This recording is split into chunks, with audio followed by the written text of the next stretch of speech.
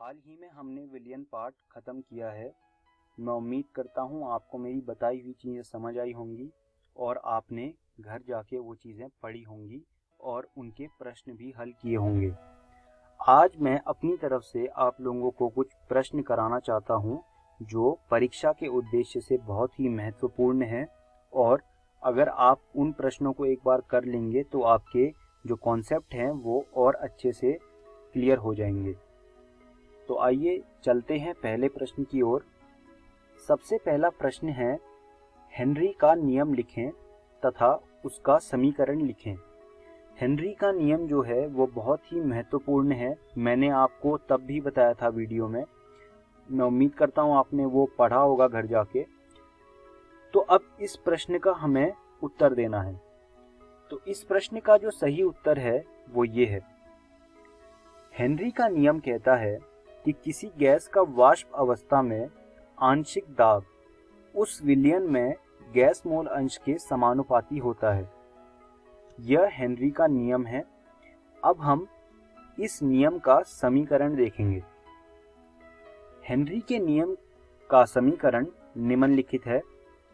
P बराबर KH(x), जहाँ पर P गैस का आंशिक दाब है, X जो है वो गैस का मोल फ्रैक्शन है और KH जो है वो हेनरी स्थिरांक है। तो यह हेनरी का नियम था तथा उसका समीकरण था। अब हम अगले प्रश्न की तरफ चलते हैं। अगला प्रश्न कहता है, संतृप्त विलयन और अति संतृप्त विलयन कौन से होते हैं? संतृप्त विलयन वे विलयन होते हैं जिनमें किसी विशिष्ट तापमान पर अधिक विलय नहीं घुल सकता। उन्हें संतृप्त विलयन कहते हैं। संतृप्त विलयन को अंग्रेजी में सैचुरेटेड सॉल्यूशन भी कहते हैं। अति संतृप्त विलयन वे हैं जिनमें सामान्य परिस्थितियों में घुलने की तुलना में अधिक विलय घुल जाता है। उन्हें अति संतृप्त विलयन कहते हैं। तो ये भी एक बहुत ज़रूरी प्रश्न है और अक्सर पूछ लिया जाता है। आप इस प्रश्न को और इसके उत्तर को अपनी कॉपियों में लिख लीजिए। तीसरा प्रश्न है, तापमान कैसे विलेयता को प्रभावित करता है? तो इस प्रश्न में जो हमें उत्तर लिखना है, ये उत्तर मैंने आपको तब भी बताया था जब मैंने आपको वीडियो में ये पार्ट पढ़ाया था। तो इस सवाल का जवाब है, तापमान का प्रभाव प्रतिक्रिया के प्रकार पर निर्भर करता है कि प्रतिक्रिया ऊष्मक्षेपी है या ऊष्मशोषी है। ऊष्मशोषी प्रतिक्रिया के मामले में जब हम तापमान को बढ़ाते हैं तो विलेयता भी बढ़ जाती है। ये बात मैंने आपको वीडियो में बताई थी जब हम इस पार्ट को पढ़ रहे थे। ऊष्मशोषी प्रतिक्रिया में क्या होता है कि जब तापमान बढ़ाते हैं तो विलेयता भी बढ़ जाती है, लेकिन ऊष्मक्षेपी प्रतिक्रियाओं में अगर हम तापमान को बढ़ाते हैं तो ऊष्मशोषी प्रतिक्रियाओं के विपरीत होता है। उसमें क्या होता है, विलेयता कम हो जाती है। तो यह इस सवाल का जवाब था। काफ़ी महत्वपूर्ण सवाल है। आप इसको और इसके जवाब को अपनी कॉपियों में लिख लीजिए। अब चलते हैं अगले सवाल की ओर।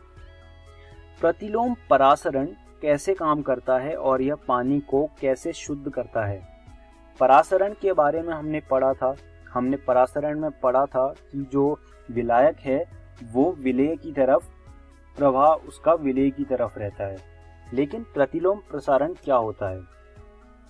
परासरण में, जैसा कि मैंने अभी आपको बताया कि परासरण में विलायक अपने शुद्ध रूप से विलयन की तरफ बढ़ता है।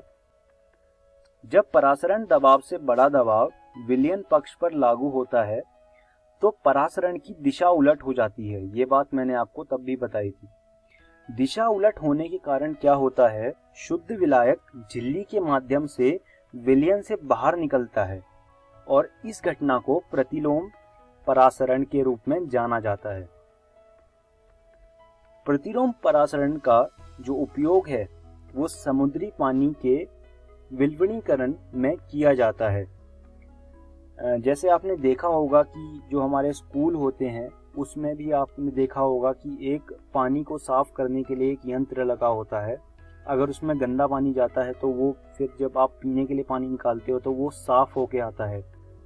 तो वो प्रतिलोम परासरण पे ही काम करता है। जब समुद्र के पानी पर परासरण दबाव से अधिक दबाव लागू किया जाता है तो शुद्ध पानी को अर्धपराग्य झिल्ली से निचोड़ा जाता है। तो यह एक प्रतिलोम परासरण का अनुप्रयोग है। यह बहुत ही ज़रूरी सवाल है, बहुत ही महत्वपूर्ण सवाल है, और आप इस सवाल के जो जवाब है उसको आप ज़रूर लिख लीजिए अपनी कॉपी में, क्योंकि ये परीक्षा में अक्सर पूछ लिया जाता है। तो ये थे हमारे कुछ सवाल और उनके जवाब जो कि बहुत ही महत्वपूर्ण थे। मैं उम्मीद करता हूँ आपको हर सवाल और उसका जवाब समझ आया होगा। ऐसे ही कुछ सवाल आप अपनी एनसीईआरटी रसायन विज्ञान भाग 1 से हल कर लीजिएगा। यह पाठ बहुत ही ज़्यादा महत्वपूर्ण है और बहुत ही ज़्यादा आसान भी है, तो आप इसके प्रश्न को कर लीजिएगा। धन्यवाद दोस्तों।